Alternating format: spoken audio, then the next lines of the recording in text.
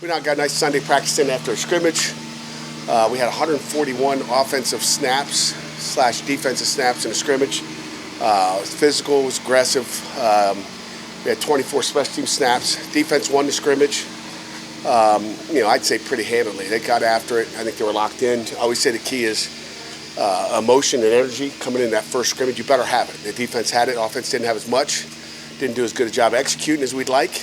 Expect to see it totally different. We came out Sunday, and they had focus and energy, and it's one of those days. So we expect to see a lot more here today and as we move forward. How did Nate and Eli look? They look good. I mean, they did some good things, and again, the quarterback. If you're going to win the scrimmage, the quarterback's got to play really good. And I don't think they played really good. I think they played solid. But like when the defense has got energy, it's you better watch it. You better match the energy.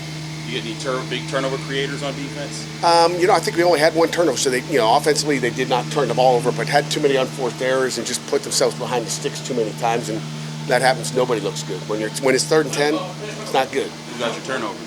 Oh boy. Hey, McIntyre, who got the turnover in the scrimmage the other day? Cruz and PJ. We had 2? Yeah. Yeah, so there's 2. Okay, Cruz and PJ. There you go. Interceptions? Yeah, interceptions. Yeah, no fumbles on the ground. Thank God. Okay. I feel like one of those cliches in football always is that defense starts faster than offense when you get into camp. When does that start to shift? When do you typically like to see that start balancing out? Again, it's natural. It happens that way.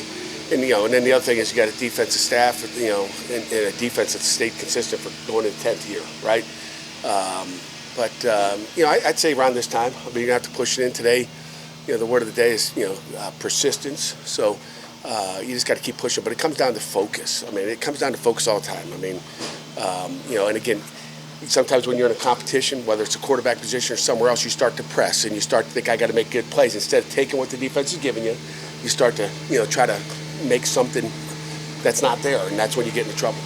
With the new offensive staff in place, where the operational things like getting lined up, getting who you want in, and getting the ball off, getting the plays in quickly, was that kind of where you wanted it to be? Yeah, the operation was good. I think except for the unforced errors, guys, getting set late. We're trying to go fast, and when a guy, receiver doesn't get set, we had some snap infractions as well because you're trying to go fast and again, I think it comes down to some of the cadence and some of the clapping that's going on. So we'll fix that stuff up. That comes with time.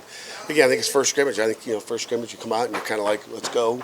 And you want to do so well, and then all of a sudden, you don't help yourself much. Other than those 2 picks, who stood out on defense? Who stood out on defense? I mean, they played pretty darn good. I mean, and again, it's not always about the picks. I mean, you could have a pick and play awful too, right?